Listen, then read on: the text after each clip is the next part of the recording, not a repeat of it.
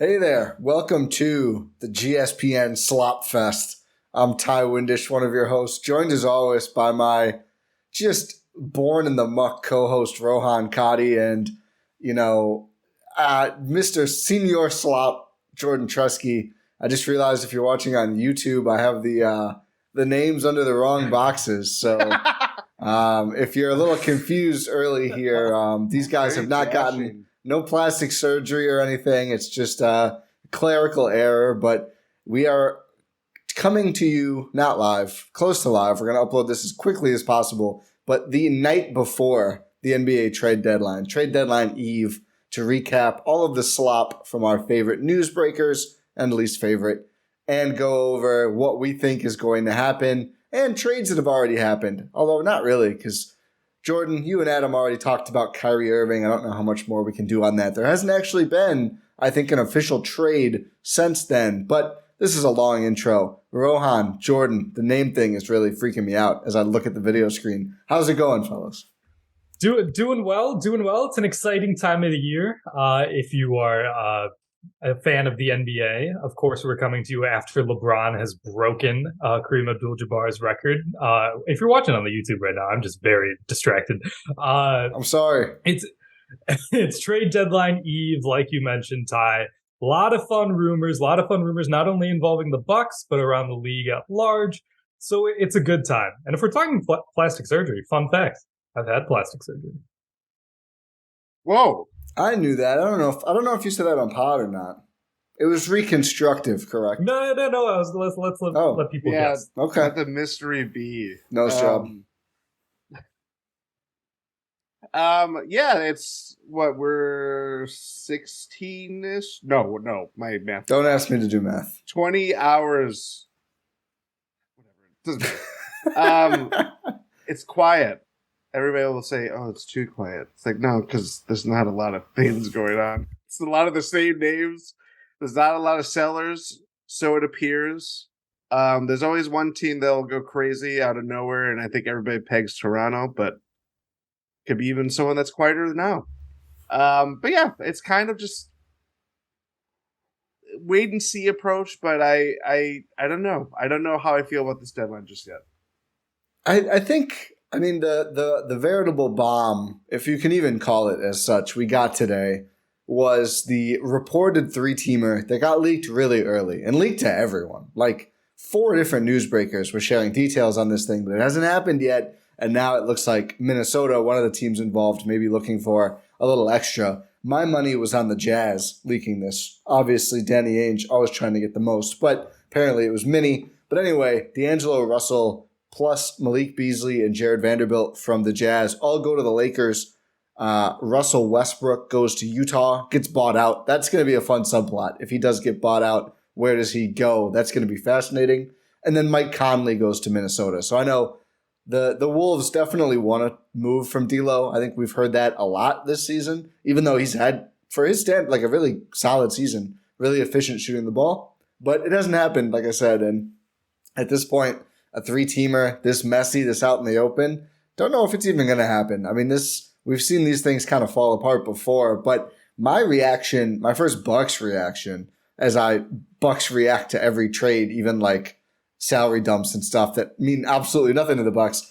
But it's like if those valuable role players are all going to move around to non-contenders in the West, that's a best case scenario. Like I know Philly, I think, has sniffed around Vanderbilt. Like, is Jared Vanderbilt changing my mind on a playoff series? Probably not, but he definitely isn't if he's going to the Lakers or the Wolves. So I think anytime it's like a team like that, like a team, we want to finish top 5, top 6 in the West versus we're one of the best 4 teams in the East, makes those moves, I'm all for it, just because I think it really takes that extra competition away from the Bucks in terms of having to go through deeper rosters. But what do you guys think about this 3-teamer that's floating around right now?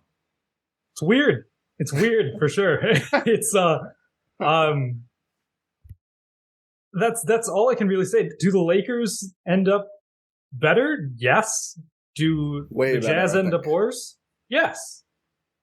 What does Minnesota do? That's the Is part. Minnesota better? D'Lo, like you mentioned, D'Lo's having a fine season. Mike Conley is washed beyond belief. Yeah, I know him and Rudy 35. Gobert had. Yeah, I know him and Rudy Gobert have had nice chemistry, and I guess it's an expiring, but just not really. It's $14 million guaranteed the got a next season. partial expiring. But that's a lot of partial. Yeah. That was my nickname when I was playing high school basketball. Big partial. But what is Minnesota getting better here? That's why I think is why they're looking to see if they can get more stuff, because I probably think they need more stuff. Yeah, at least a player, I think. Where was in this construction? Because there was multiple constructions. Where was Vanderbilt going? Lakers. So that's why I feel like Minnesota is like we need a nice young player if we're doing this, because that's not enough. So it's it just sounds like, okay, D'Lo's going back to the Lakers. Mike Conley would not go back to Minnesota, but like they're making Jazz 2.0. In Minnesota. Well, apparently some of the reasoning that's been floated is like, oh, Mike Conley can get Rudy Gobert an entry pass. And I mean, I'm just going to tear the Band-Aid off quickly of this whole pod. Who gives a shit about Rudy Gobert entry passes? Really? That's the motivation for you? You know what we got to do? We need to get Rudy the ball so we can go from 11 points to 12 points a game. How stupid. I don't know if that's real or that's just been put out there, but it's like... I love how you assume he's going to make that free throw. Well, I think just one more point in the aggregate. Not free throws, but just, one more open layup per game or per every other game, I guess. Very weird. Just look at any solution. Okay. It's just a lot of mid-tier playing relative teams that are just kind of swapping deck chairs. That's what. If we want to talk a slop fest, that's this trade. Well, I think the Lakers get a lot better. But the funny thing about the Lakers but they're still is not great. Well, even if they are, they're 13th in the West, and that LeBron set the record, which I think Rohan, we're doing playback. I don't know if Jordan's able to attend. We're doing a playback for Lakers Bucks Thursday night, so we can talk more about that because there's not much to talk about with the Lakers outside of trades and LeBron's historical marks because they're a bad basketball team. Link for the playback, gspn.info. Yes, thank you, Rohan. Come through. And join the Discord so you get notifications. And follow us, all the pods on Repod for extended discussion. I post a lot of trade stuff there previously. And yeah, I have more things to say. I'll say them later. But what was I going to... Oh, they're 13th. And they basically stopped playing after LeBron set the record against the Thunder last night as we record. They needed that game. The Thunder are right ahead of them. The Thunder are now, I think, 1-0 or 2-0 against the Lakers. One win away, I believe, from getting the tiebreaker. The Jazz are 2-0 against the Lakers. Another team just ahead of them. They're 1 win away from getting a tiebreaker over LA. Like, I've seen people float, is it going to be AD and the 2 first for KD? First, I think the Nets are like, hell no. Why would we do that? Why do we want this guy who is unexcited about LeBron setting the scoring record and doesn't play and plays uninspired half the time he does play? But also, it's just like, how funny would it be if they got KD, or even more realistic, they get Malik Beasley and D'Angelo Russell, whatever. They might not make the play-in. Like, they're 13th. Like, they're not good. And they're worse. Like, the Thunder, I think, are like 11th. I think the Thunder, now that Shea is healthy, are way better than the Lakers. Like, way better. Boots. Yeah, those boots Shea's boots. They're walking all over the Lakers. That's what they were doing. They really are. So it's exciting, but I'm also like, you should have just done the Miles Turner, Buddy Hield thing, and maybe you could have had a real season. It feels too little too late. So if they send both firsts, I'll be a little surprised. I mean, I think LeBron demands it, but also he should have demanded it sooner, man. Like, it's so late in the game, and they have such a bad record. It's probably why he's saying, I'm prepared to play for any franchise. That was the way he said that was so funny. You know what, though? He made this decision. Yeah, oh yeah. He wanted to go there. Well, and the extension before this year is what is like, why would you sign that? Like, he could have gotten out. He extended twice, right? Because he extended after the championship / bubble year. And which that one's fine. Yeah. You won a title. Yeah. To extend this past offseason, though, after you saw the team get torn apart, after you see where AD is at, and just Pelinka, not pulling any of the right levers, that to me is like, okay, yeah, now you're just reaping what you sow. But enough about the Lakers. They would get better. Probably it doesn't matter in a grand league scale. The passing the trade deadline is going to be just great for everybody that doesn't have to care about the Lakers anymore. Yeah. They're not going anywhere. Yeah, there's – yeah. But, yeah, the Wolves, I just think, like, they're just stuck.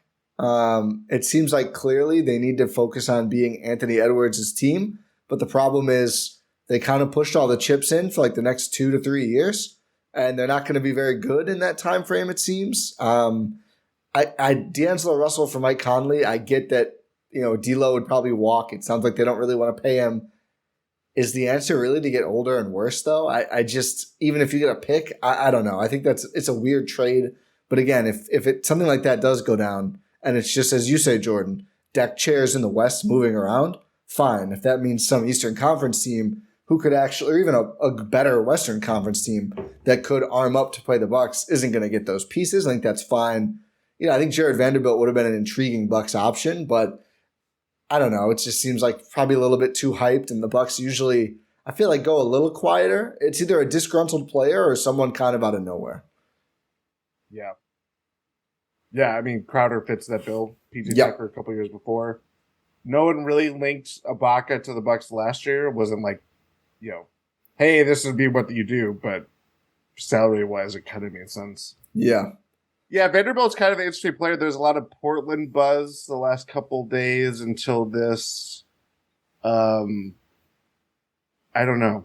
I mean, he's good. He's a good player. Yeah. You kind of summed it up perfectly. I think in the hands of the Sixers or I'm just throwing out names, Heat, basically any of the teams that you would imagine the Bucks are going to face in the playoffs, I would be way more scared. Yeah. But if he goes to someone like the Lakers, I guess, or whatever, if Malik Beasley gets moved too, because that's another name that's part of this, it's just like, ugh. Yeah, we're not concerned. I'm not thrilled. Kessler Edwards to Sacramento. Does that change? Did that even happen? Yeah, because he could veto it, and Woj said he wasn't going to, but I don't think the deal has gone through. Because he has veto power on that. Yeah, just like it's the same reason Wes Matthews, Javon Carter, Thanasis, and Serge have veto power on trades. Rohan, what's your favorite piece of slop that's been bandied about today? Slop, for anyone who doesn't know, is just like all the messy reporting and stuff has become termed slop, and I think it's perfectly fitting. It's sloppy as hell. This is an inside joke turned bad. It's very much out there on Twitter. This is not inside. Yeah, it is out there. This is not inside. I've seen slop. Yeah. Sure. It's just I don't even know where to start. Do we want to talk general NBA? Do we want to talk Bucks? I think let's save Bucks. We can go through some of the names. I think most of it is frankly BS anyway, but okay, so let's go with one of the more recent reports that just happened from Jordan's buddy Mark Stein, who said that the Raptors and Spurs continue to discuss trade scenarios that would land in-demand big man Jakob Poeltl back with Toronto. League sources said. What a deadline where Poeltl is like, teams are thirsting for Jakob Poeltl. He's good. He's fine. Good. He's fine. The one I was going to bring up, if you didn't get to Poeltl, was the Celtics report. I forget from where earlier today that they're looking to do Woj, Peyton Pritchard, and Danilo Gallinari for Poeltl or Bamba. Stuff. Like, I thought Pritchard was actually kind of good when the Bucks played the Celtics. He requested a trade. Yeah, I mean, he's the kind of player where it's like, okay, Peyton, sounds good. Like, are you going to sit out, really? I mean, I think your career is just Furkan Korkmaz energy. I think your career is just over if you're Peyton Pritchard and you sit out because you don't want to trade from a contender. Shout out Thon Maker. Yeah, I mean, that did work out that way for him. The Celtics getting Poeltl does not concern me at all. Like, I get they feel like they need big depth. I think Grant Williams has kind of underperformed, and they have an ugly contract thing going on with him right now. But that's just like, it's the same reason I wouldn't be excited about the Bucks trading for a pure center as like their big move. I mean, again, do we want big depth? Yes, like filling Serge's spot, playing in certain matchups and certain nights, that's different. But if your big move is Poeltl, you already have Robert Williams, Al Horford, and Grant Williams. Like, I don't know. You're not going to play Robert Williams and Poeltl at the same time, I don't think, unless you're going back to 94 to play this playoff series. So it's just like, okay. I mean, it's not a player who I think is going to give the Bucks that many problems, quite honestly. No. It's the we talked about this last pod, you and I, Ty, where it's like the traditional big man really does not have a place when you're playing the Bucks, because if you try to put him on Giannis, Giannis is just going to decimate him. And if you try to stretch him out and put him on Brook, it's what's the point? Yeah. So I share your opinion that it doesn't really matter if the Celtics do that. Like if the Celtics do that, that's good news for the Bucks because they're not doing anything else. Yeah, that's their move. Is it an upgrade? Yeah, absolutely. Do they get a little better? Probably. Does it matter against the Bucks? I don't believe so. Maybe is this a Sixers move? Is that what this is? Like if Time Lord goes down, you really just have Horford on Embiid. I don't think Horford does well, but I think his numbers are just kind of declining this calendar year. I think, he's 35 now. He's getting old, right? So maybe that's what this is. And Mo Bamba is just like, they're not playing him in Orlando, really. If you get Mo Bamba, that to me, kind of an unserious contender move to go get Mo Bamba mid-season. As an upgrade. It's kind of shooting a shot elsewhere and getting rejected. Then it's like, okay, what else do you have? Mo Bamba, right? Guy currently suspended because he started a fight. That's right. He's on the bench. Insert Markelle Fultz face here. Yeah. Poeltl's kind of an interesting guy because I think he fits the type of someone that could bother Giannis if we're talking about it in a Bucks perspective, but like offensively, he's just not. He's more of like, you already have Robert Williams, so what are you really getting? I understand like they're really big on big insurance because it's what Blake after Luke Cornett. Who's right, done okay. Tallest North American basketball player. There we go. What? Tallest American basketball player. Excuse me. Luke Cornett. Yeah, in the NBA currently. How tall is he? 7'2"? 7'2" or something, I think. Oh yeah. Anyway, that you said you threw me on there. Luke Cornett with his Eclipse. No wonder he's so 7'2". Yeah. 7'2". What a dork. The Eclipse thing just pisses me off. If you're that tall, go and contest it. It doesn't work. You gotta make your mark somehow. Well, it's just the early season Celtics when they were red hot and everything they did was like. I heard the season was already decided. It was like they reinvented the wheel. They let the ball roll in and Marcus Smart doesn't pick it up. And people are posting like, the Celtics have discovered a hack to run out the clock. Like, if you ever watched a basketball game before in your life, this is not new. They're doing it all the time. Oh my, it doesn't matter at all. A full day of attention on a sports channel. Like, I just don't hear enough about these songs. Rohan, did you see that report? Yeah. It's not a report, it's a thing. It's like, that they're doing it. You know what my response was to that ESPN is dedicating a full day to the Celtics? I was like, oh, so it's a day that ends in Y for ESPN? Like, what else is new? Of course they are. That's every single day. The Ringer. It's called The Ringer. Yeah. I don't know. How many things would have to fall through for there to be a full Bucks day on any ESPN? Like ESPN2 or ESPN News? Man. I'm trying to think of things they would do before that. That would be on Watch ESPN at best. They'll do ESPN plus. Yeah. Plus minus. ESPN minus. It'll be in their box plus minus category in any stat sheet. That's where they'll put the content. I don't want to talk about any of these advanced numbers. I've seen way too many charts recently. Oh man. I love math. I love math. Jokic and Gobert truthers. I don't look at any of the advanced numbers anymore. I don't, because they're always like, if you were like, hey, these numbers show you that Jokic is the best offensive player in the league, I'd be like, okay, fine. Jokic is the third best defender in the NBA. I'm like, no, I don't, because it's not true. And they did the same with Gobert on offense because of the screen assists and the efficiency. And it's like, you know what number I look at now? Points. Tape. I look at tape. And I can't even watch that much, but I watch as much as I can. But all these, you don't even have a VCR. I just the advanced numbers truthers are just getting to me this year. But yeah, Poeltl is interesting. Anyone who goes to Toronto, it's like, sure, okay, that's fine. What are they doing? I don't know. I don't know what to believe about there. This deadline, I think it's going to underwhelm. Well, let's do it. Even if they get Jakob Poeltl, for what? Yeah, I don't. I mean, it's the same position as the Lakers. Yeah, except what are you going to do? I think it's worse than the Lakers because at least the Lakers have LeBron and Anthony Davis, who if they're healthy and AD is motivated that week, can actually be very good. Versus the Raptors, who Siakam's very good. Everyone else there, it's like, yeah, okay, they're not as good as everyone says they are. This is Zach Lowe when OG Anunoby trade talks come up. I don't want to go too far. I think they may consider putting OG Anunoby halfway on the trading block. Like, who cares? Who cares if they do? He's fine. He's a good role player. I feel like the talk about OG is like, it's like Kevin Durant. Like, people are directly saying, like, the Nets should trade Kevin Durant. And then turning around and going, I think Masai may consider moving OG. Like, of course he should consider that. They stink. He's a role player. He doesn't want to play there. Yeah. It's so weird. To be fair, they are 2 games out of 8 right now. Wow. That's it. Yeah. What's their relation to the Washington Wizards in the standings? They are tied. Good question. They're awful. Irredeemable garbage, Rohan. The Wizards, also 2 games out of 8.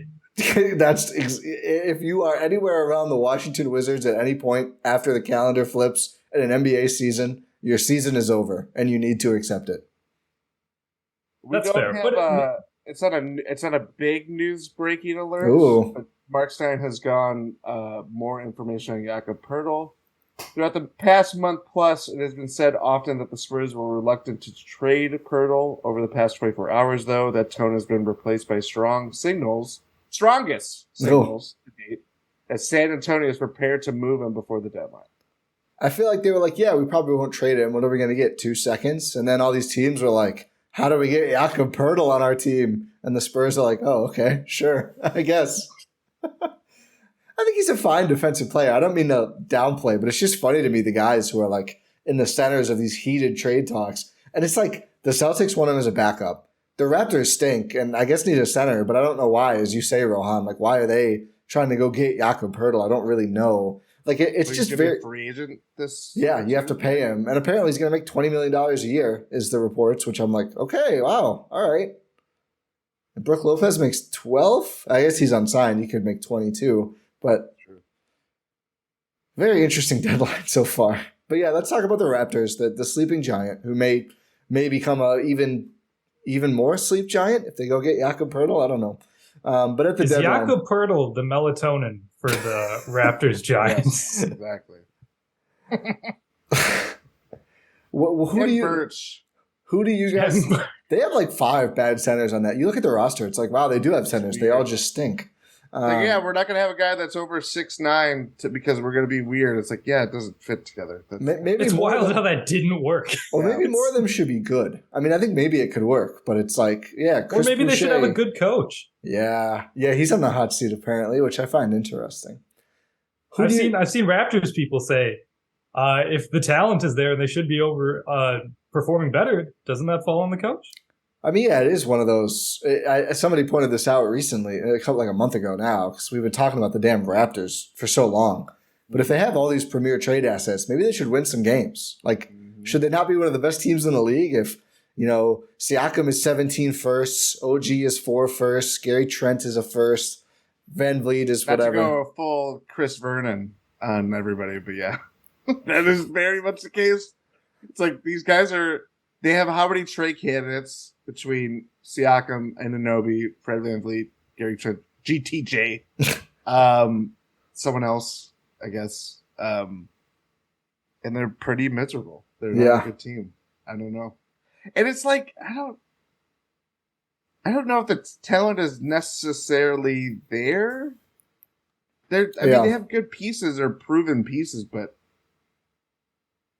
they shouldn't be this bad. Like, even with the vibes being bad, I mean, they have a championship coach who, like, a year ago, Raptors fans would tell you how great he is and all the adjustments and everything else. And now it just seems like they're all sick of him. It's kind of, you know what? It's kind of Jason Kidd-esque.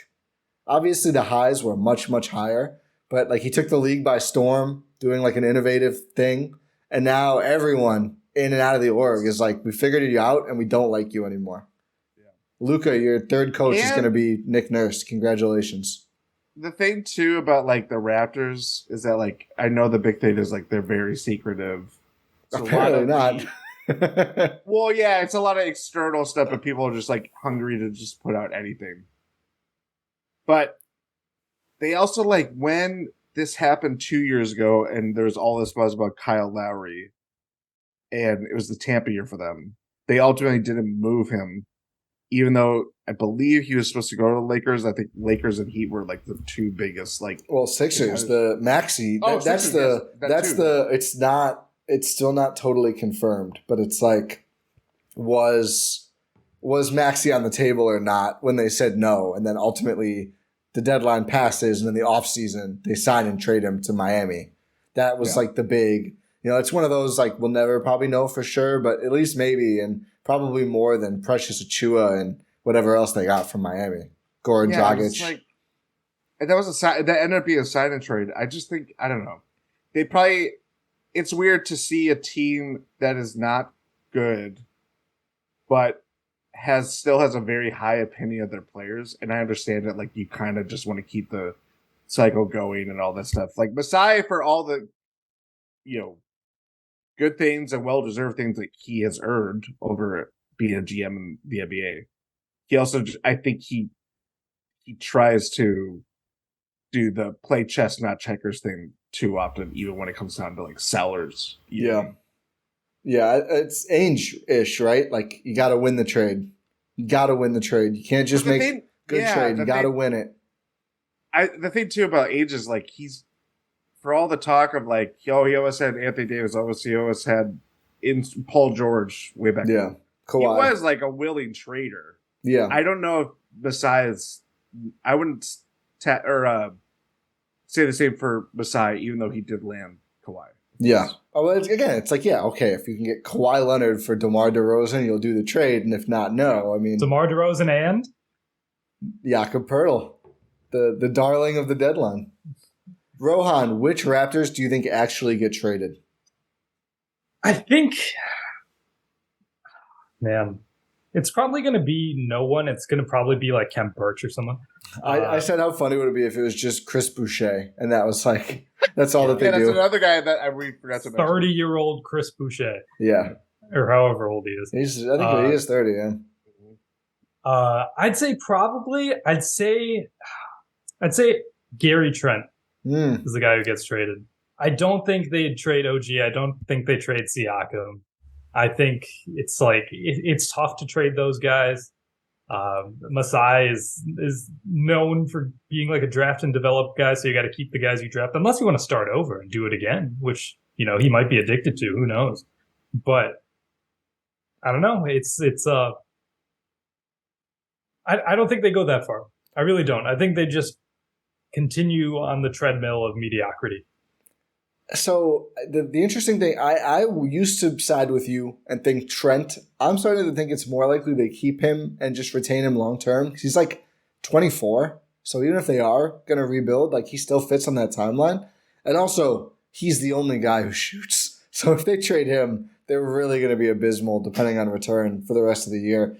It seems like Van Vliet is honestly the one now that like I don't think it's them, but someone just keeps linking Orlando to him, both in trade season and free agency, because they're going to have cap space. I think it makes sense, but they also have like 100 young guards. But it's just funny to me that potentially the Weltman, Hammond, Magic are going to bully the Raptors into trading Fred Van Vliet because they're going to threaten to sign him otherwise. But I think Van Vliet, the OG stuff, I just can't tell. I just still am not sure if we're going to see it happen or if they're just going to hold and try to trade him later. Siakam, I would be pretty surprised, but I think the Nets and Suns are both in a position to really like full swing for the fences. But a net, Kevin Durant, may hold up the Suns going hard for Siakam. Like I think the Nets drama is kind of mucking up what Toronto wants to do because they already sent one point guard to Dallas, so there goes an FVV suitor. Now apparently D'Angelo Russell and Mike Conley could move and take away a couple more. We'll see. And if KD is even maybe available, like the Suns, I think their worst nightmare would be sending all their picks for Siakam, and then the next day or whatever, KD is fully on the block. And it's like, okay, we just can't anymore. I don't know who would trade for him at that point. I still think he's going to be a net for the rest of this year and then get out in the offseason. I mean, how do you put together a Kevin Durant trade in a day? It just seems impossible. But it's just fascinating for Toronto. I'd be surprised if they didn't move any of the 4 guys we keep talking about with them. I don't think it's impossible they don't, though, which would just frustrate the hell out of their fans who just want some sort of resolution one way or another. Yeah, just anything to get them out of the rut. So I don't know. I don't see it. I think they've been doing this for like what, a few years now? Like they're used to losing guys. Like they lost Serge, they lost Marc Gasol for nothing. This is who they are. Yeah. All right, Jordan. What is your favorite Bucks rumor you've heard so far? And Bucks rumor. I might have to go favorite on most ridiculous because I feel like pretty much everything I've heard has made me want to gag if it's true. I don't know if there's a favorite necessarily. Yeah, because none of them are good. No, it's very. This isn't a blockbuster type deadline. It could be tangentially related where Matt Ishbia becomes the Suns owner and immediately has to downplay. Oh my god! What? That was just it came out that they were going to put Isaiah Thomas in the front office to work with James Jones. Isaiah Thomas. Yeah, the bad one. The one who was, I want to be careful with my words, but a jury awarded more than $10 million to a woman who claimed that Isaiah Thomas sexually assaulted her. A fellow executive. Yeah, when he was in the Knicks front office. So putting that person in your front office for any team is inconscionable. Not to mention the Suns, who are like attempting to hard pivot from a culture of harassment and abuse. It was like the worst report you could imagine. Apparently, Ishbia is just obsessed with Michigan. And so Isaiah Thomas is a legendary Piston that I don't know. We'll see. At his media thing today, Ishbia would not rule out bringing in Isaiah Thomas. And is on the board of his company? Eventually. Yeah. Yes. So United, whatever wholesale. It's some mortgage. Well, yeah, the drama of Dan Gilbert not voting for Ishbia because they're rival mortgage brokers. Like, what a disgusting just display. Imagine if we get another private prison person in to go. Is that the Pistons owner who's in that business? Yeah, it's Goris. Yeah, imagine if those two. Yeah. NBA owners gotta love them. Yeah, you gotta love them. I saw one of the Bucks owners was at a Knicks game, and Knicks people were like, "There's going to be a trade. Why else would he be here?" They live there. Of course, they don't live in Milwaukee. They're New York hedge fund people, and you should probably know this if you're a Knicks person. But anyway, I think what's been lost in the excitement to get away from Sarver is new owner syndrome usually isn't good.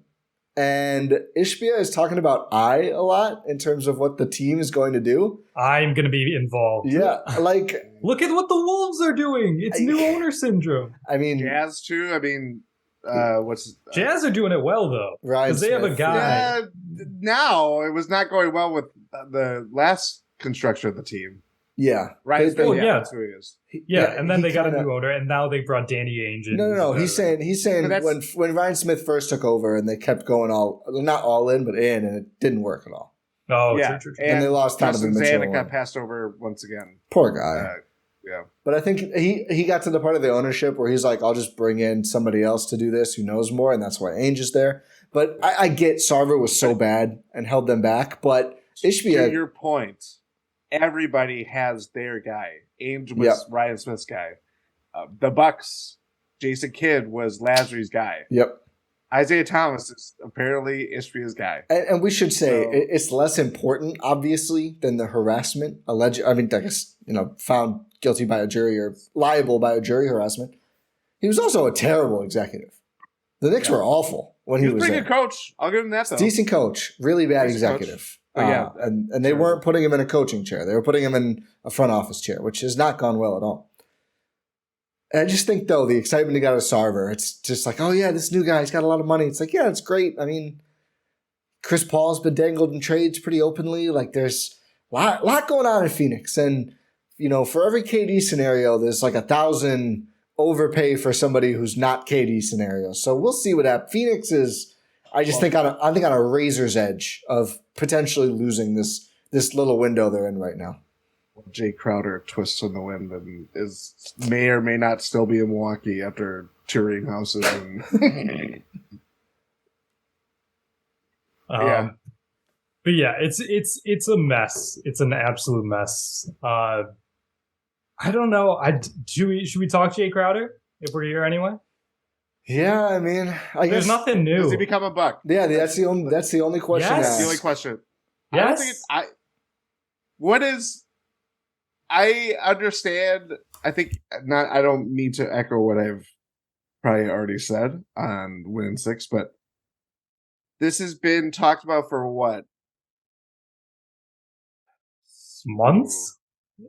Yeah, like October, September. So we're talking about like 5 to 6 months at this point. Like beginning of the season? Yeah.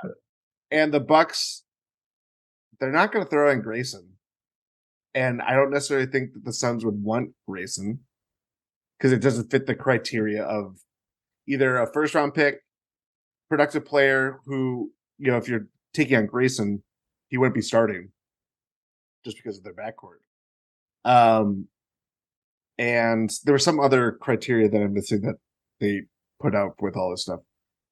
But like, I just don't see the Bucks bending in their offer, and I don't see the Suns bending in what they want for a Crowder deal because that just sounds like there's not a lot out there for them to like. It's more of just sounds like there's one team who's interested. Yeah, exactly. There's one team, or if the other teams want him, they have to do it.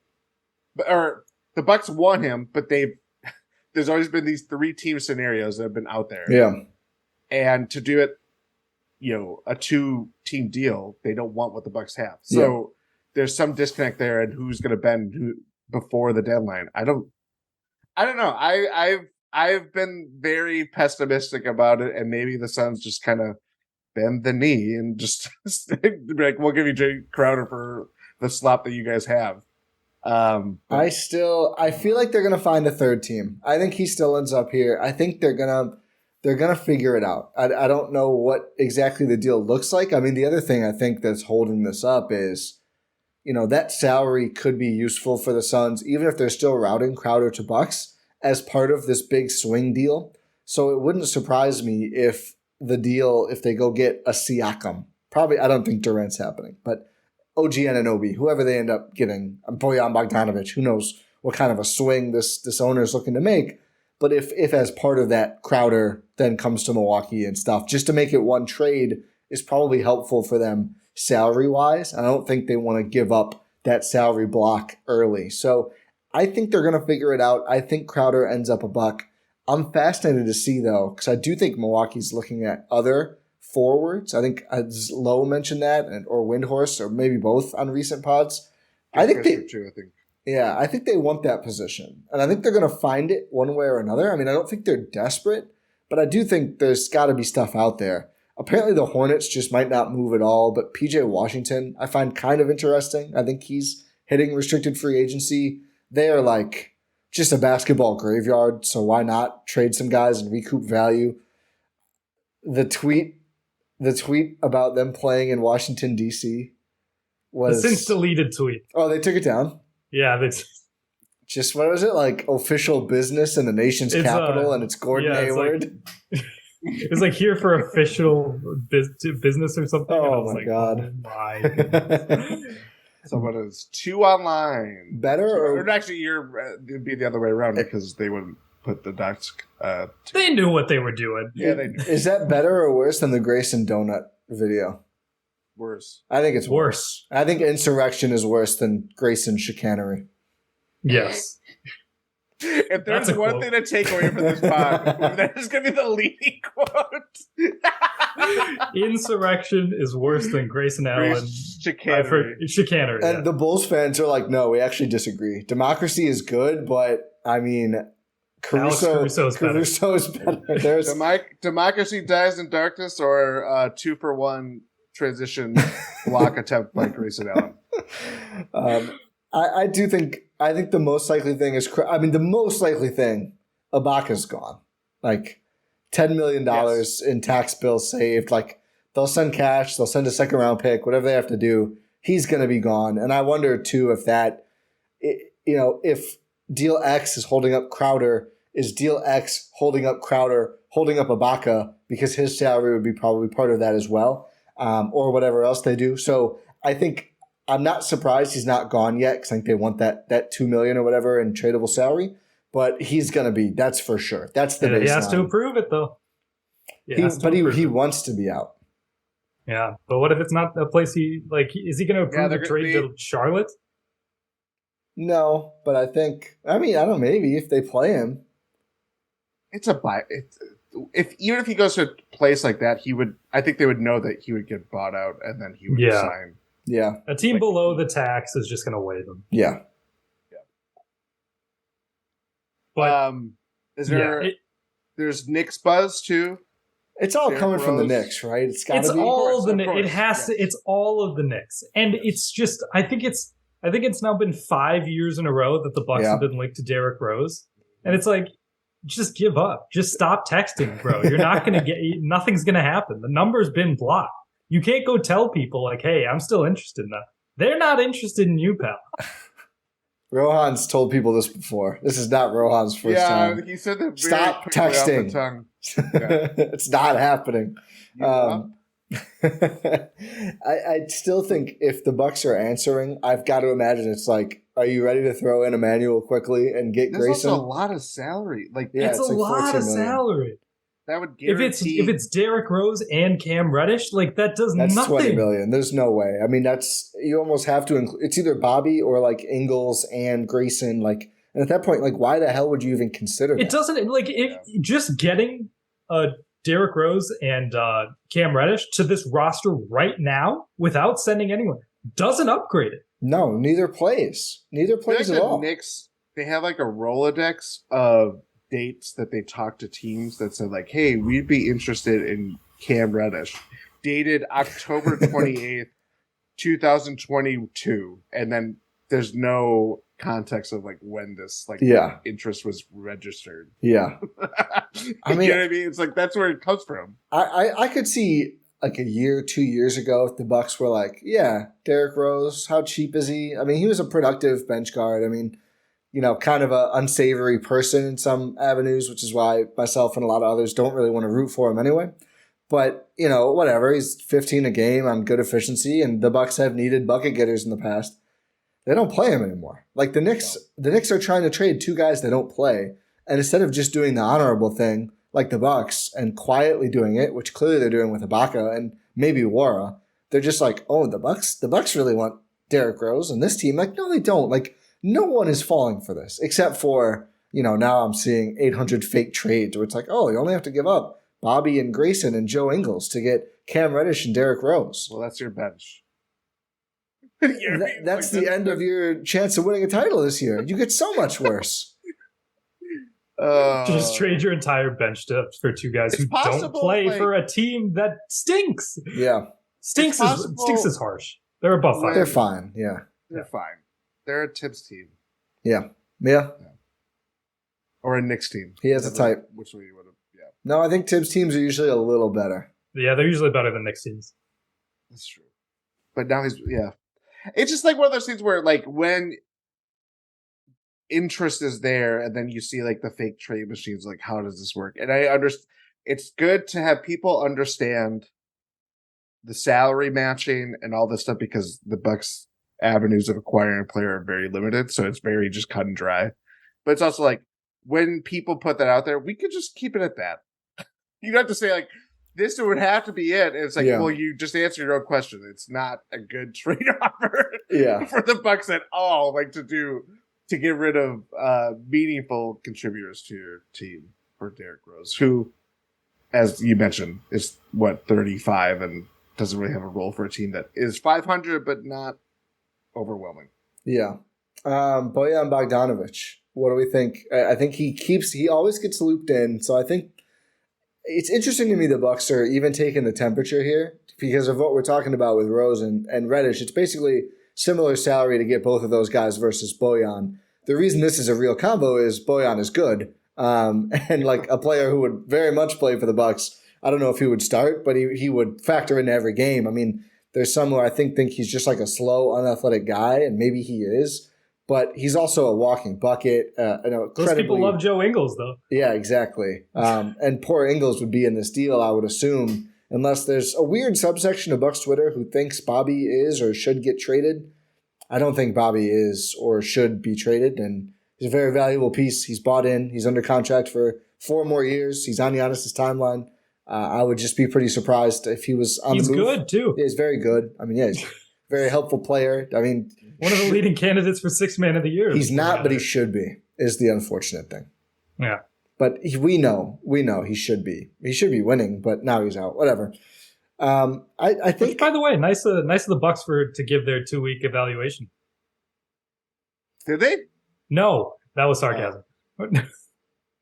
They don't want to make it public because they're floating him in trade talks, Rohan. I'm kidding. But would you guys want them to trade for Bojan, assuming that it means at least 2, we'll say, of Grayson, Bobby, and Ingles are going out in that deal? I almost certainly, I think at least 2 of those guys have to go. I mean, obviously, we're going to say no Brook and the big 3. That's a big move. That's a more deconstruction than they usually do midseason. I'd be for it. I've talked about in the past how I'm like for Bojan because he's just another shot creator and another guy who's like, sure, you don't want him to be your best player. Sorry, Pistons. You don't want him to be your second best player. Sorry, Utah. You want him to be like your 4th best player because he's massively overqualified to be your 4th best player, and that's what he would be on the Bucks. You want guys who are overqualified for their roles. Like Drew Holiday is overqualified to be a 3rd best player on a team. Yep. That's why he has very good success here. It's just you want guys who who are overqualified for their roles, and Bojan on this Bucks team would be massively overqualified for the role that he has. But that's what makes a difference, is because when in the playoffs, guys load up on Giannis, load up on Chris, Drew's doing Drew playoff offense things. The other guy who's like, oh, we can just help off him. We don't have to worry about him. Is Bojan Bogdanovic? You're letting him be your quaternary creator? Whoa. That's just it's too he'll thrive in that role. Yeah. Jordan, you threw it. What quaternary?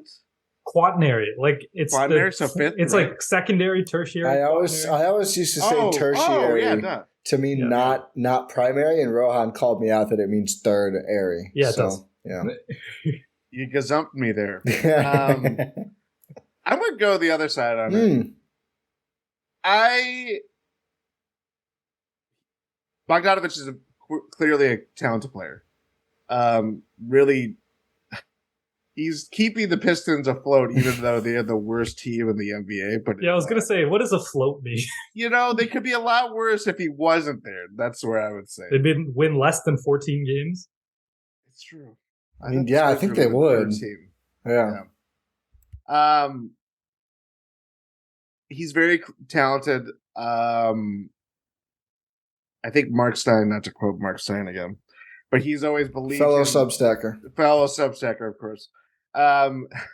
He's always believed that Bojan is going to be the most talented player that gets moved this deadline that impacts the title race this year, which is interesting. But I don't know. Maybe it's being scarred from the Mirotic thing, and they have really not so much anymore because Bobby kind of filled that need, but the kind of wing forward guys that could really shoot the ball, that could move it, give you like a hub on offense. It hasn't really worked out with the Bucks.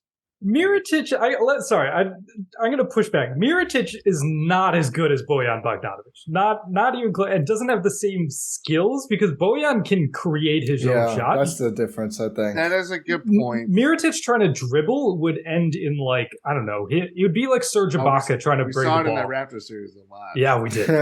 Yeah. But that's where I'd push back. But sorry, continue.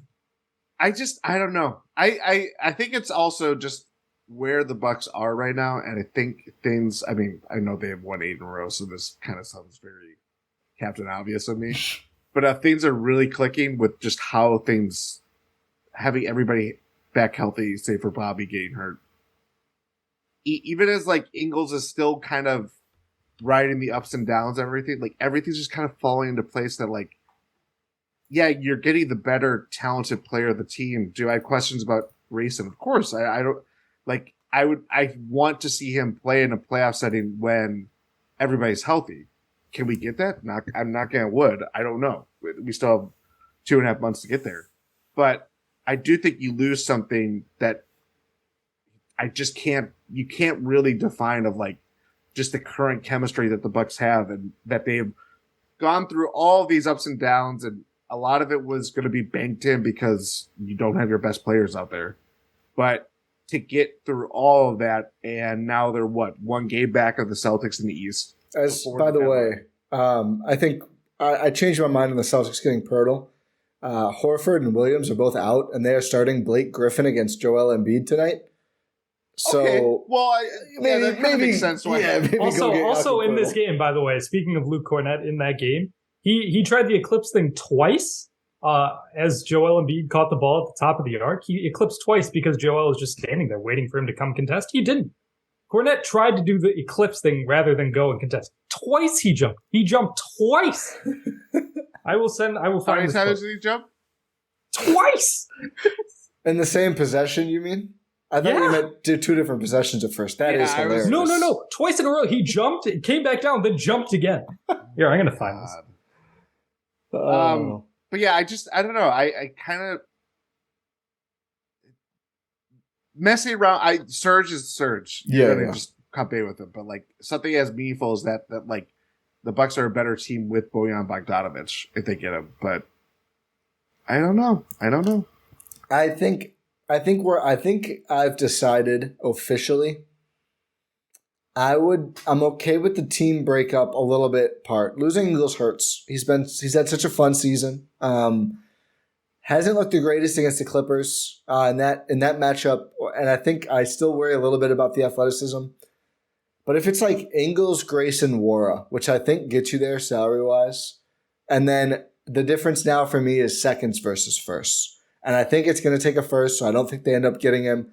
I would not want to send the first and Ingles. I'm not saying it's like a value thing for the Pistons, but I wouldn't want to do both. So if you could send Ingles and get with the rest of the salary and 4 second-round picks, I'm in. Otherwise, I'm not. The trade is being finalized. Oh, wait. Ooh. The 3-teamer from earlier. Yes. Wow. Russell Westbrook and a first-round pick to Utah.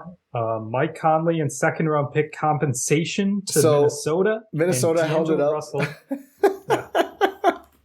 Minnesota's like, are you sure? Oh, wait. I want to make sure I can actually get some stuff. We need picks. And they're like, how about a second-round pick? And okay, yeah, sure. All right. Timberwolves. Lightly protected 2027 LA first-round pick to the Jazz. Is that it? Oh, to the Jazz? From the Lakers. Yeah. Wait, first or second? One first. Oh, they got a protection and only one first? Mm-hmm. The Bucks should call the Jazz about whoever is left. That's going to be bad. I thought they were going to get more than one first if they're giving up all 3 of those guys. And taking Russ. I would imagine that's a top 3 protected. That's just my guess. I shouldn't. Top 3, top 5, something like that. Lightly protected sounds very just like it's going to change hands kind of thing. Yeah. Wow. Well, there it is.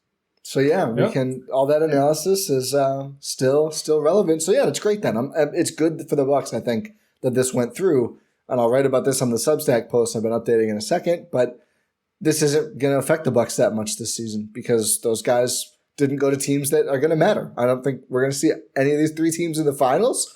I think that's a pretty fair statement. So bully for them. Also, not great for the Raptors and their trade market for Fred VanVleet, who the Lakers got a guard, the Timberwolves got their guard, the Jazz don't care. Who's left? Orlando? I don't know. The Suns? I guess the Suns. I guess this also means that the Jazz are likely out of the play-in race.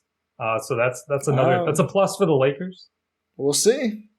I don't know. They got All-Star Lauri Markkanen, Yeah. Defensive Player of the Year candidate Walker Kessler. I don't think they're going to acquire any more talent, but I just they have a fun team. Agbaji's hitting a couple threes. He takes one every 2 games or whatever. Yeah, they're probably going to get worse. Jordan Clarkson is Rohan and I's guy. Jordan Clarkson on the table. The owner loves him. I totally forgot about Clarkson. Yeah. I remember I talked you out of Clarkson and into Crowder. Yeah, and then we talked each other back into Clarkson, and then Joe Ingles got healthy, and we're like, yeah, we don't really care anymore. Yep. You were like, that's enough Jasmine for forever. Yeah.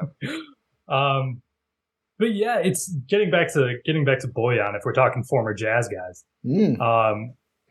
it's just I think the Pistons would need a first, and I don't think the Bucks are going to give a first. Yeah.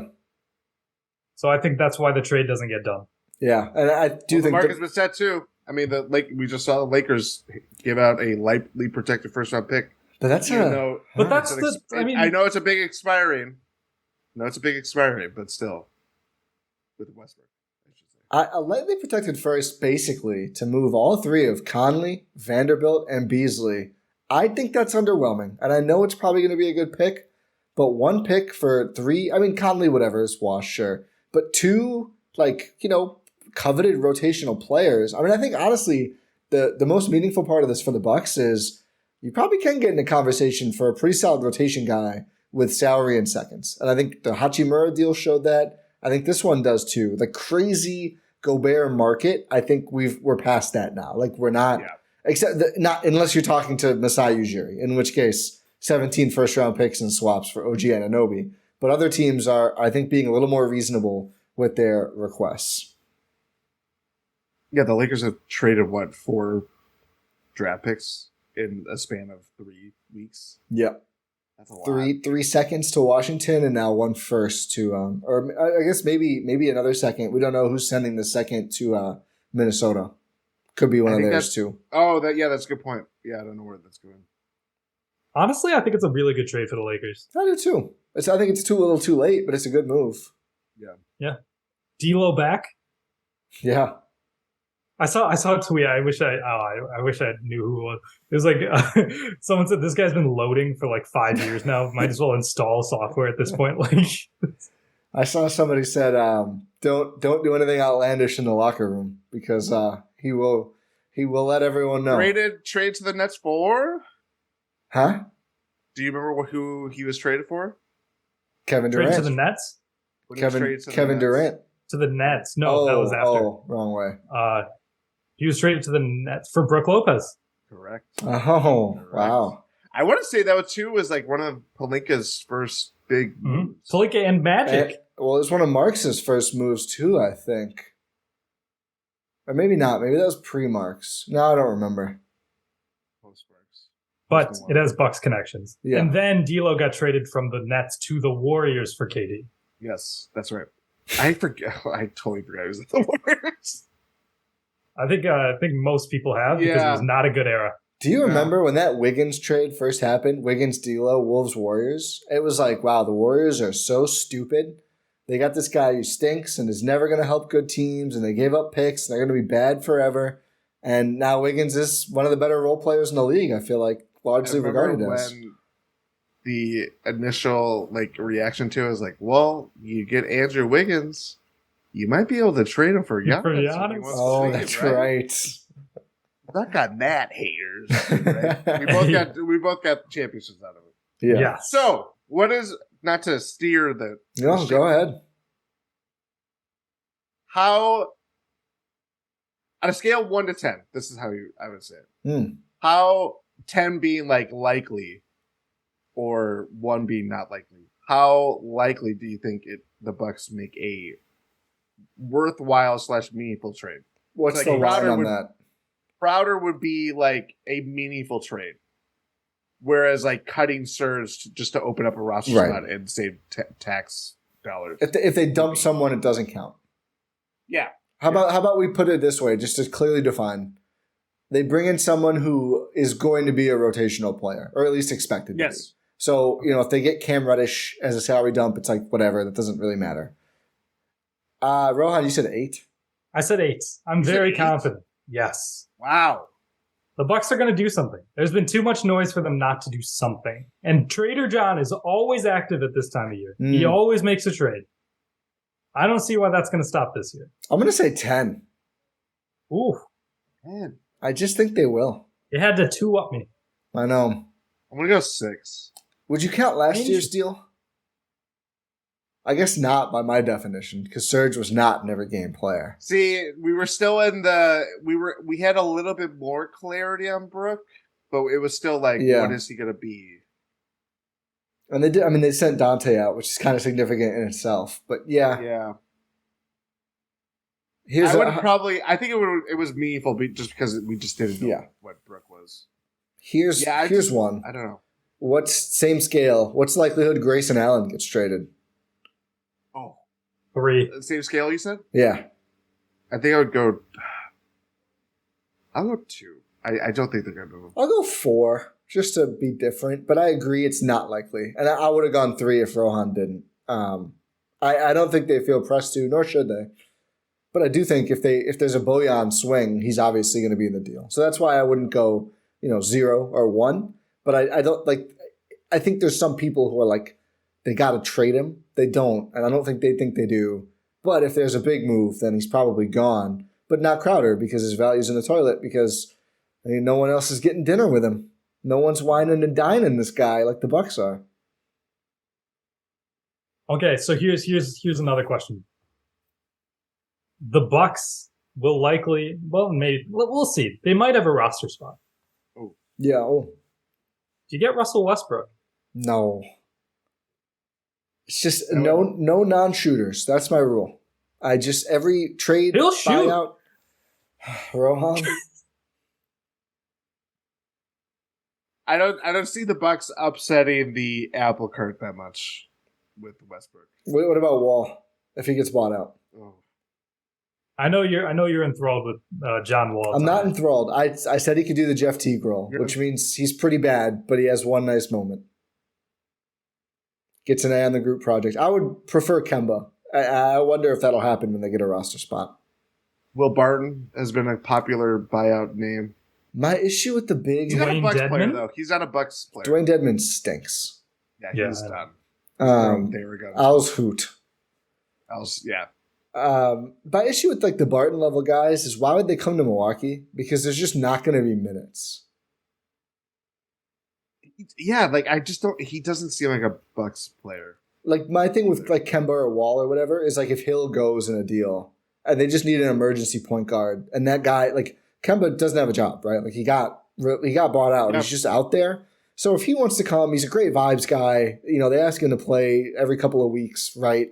Something like that. I think sure. I think that's fine. That'd be fun. That'd be fun to do. You're not relying on this player, but they're nice to have. That's, I think, the role the Bucks are going to have for a buyout guy, especially if they do trade for a Crowder kind of guy. So I just don't think you're going to get the ones that, all the contenders are slobbering over Will Barton. I just feel like he's not going to pick the Bucks.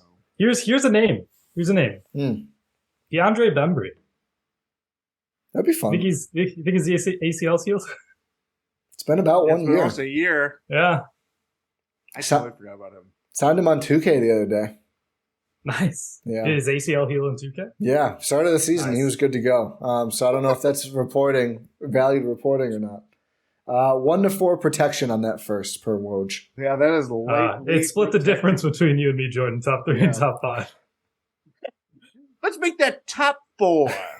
Okay. Okay, Danny. Whatever you say, buddy. But no to Russell Westbrook. I say no way. Where do you think he goes? Because he's getting bought out. Apparently, the Clippers are sniffing for a point guard, which I think that would be pretty funny. Where does he go? Good Lord! I know. That'd be kind of fun, honestly. It would be fun. Yeah, I think both sides could kind of embrace that, to be honest with you. Yeah, bring him back. I've always said the Warriors, the Thunder are the team that should trade for KD. I think they're going to be the team I think they're going to be the team who tries to trade for Luka at this point. They are. They are well stacked. They're going to be a good problem. team. I hope they wait to make their move until Giannis is like 35 because see what you got with Chet. Yeah, that they should take a couple years, not do anything drastic, push those picks back a little bit.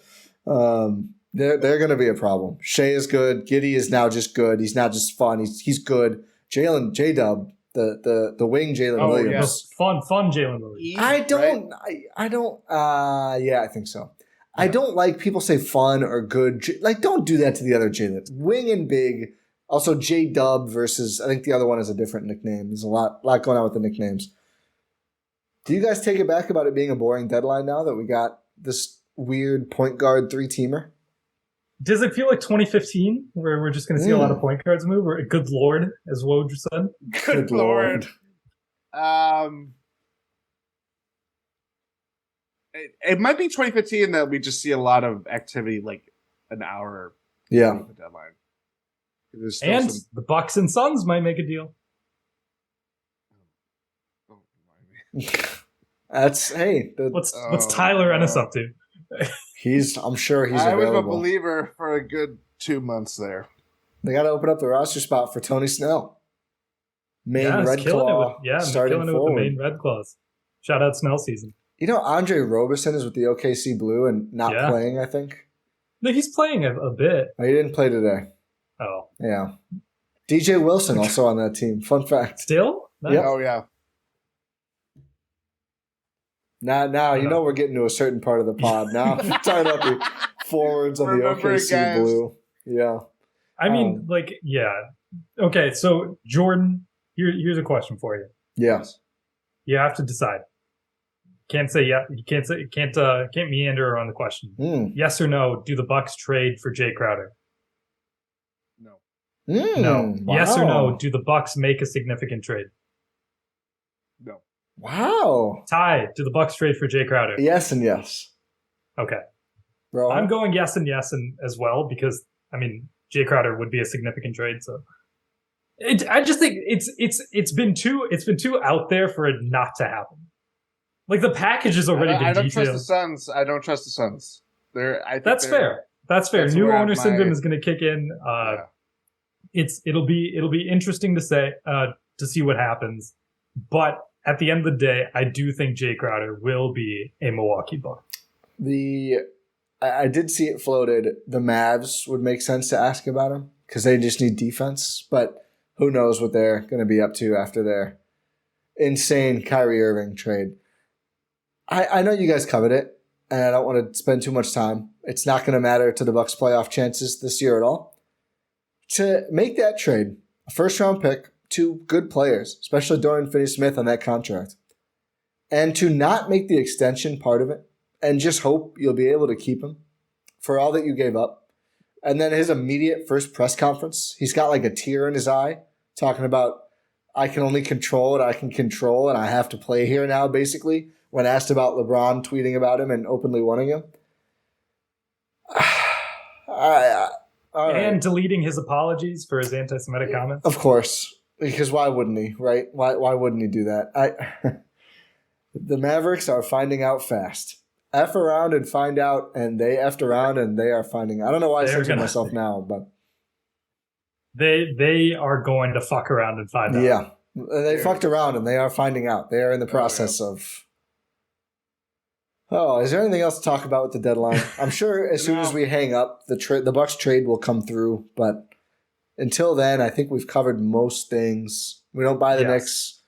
I don't know what else is going on. The Bucks, I think it'll either be Crowder or it'll come out of nowhere. I don't think they'll trade with the Knicks at all. I just don't think it makes that much sense. No. So I think it's Eric Gordon. No. No Tybal. Oh, yeah, that's the one we didn't talk about. Again, just the guy who doesn't shoot. I mean, maybe they were like, would you take War for Tybal? And the Sixers were like, no. And the Bucks were like, okay, then. I would be surprised if that was the guy. Daryl. No. I don't know why that was my Daryl. You got to mention Sloan. I was going to say, sorry, I'm on my way to Sloan. I can't talk about Jordan War right now. Didn't he write a Broadway play? Yeah. A musical. I've got nothing on that. Yeah. more power to him, I guess. But yeah, like Ti mentioned at the top of this episode, we will be doing a playback for the Bucks-Lakers game on Thursday. We'll be recapping all things trade deadline, and I guess watching the game as well. It'll be a good fun time come through. Link is at gspn.info, where you can also find links to everything GSPN, all of our podcasts, all of our Substack, our merch shop, the Discord entry form. You can find whatever you need from GSPN at gspn.info. And I guess, yeah, thanks for listening to this episode. Make sure you're subscribed wherever you listen to this or watching this on YouTube. Leave a 5-star rating and review on your podcast platform of choice. Pod Random, and we will talk to you next time.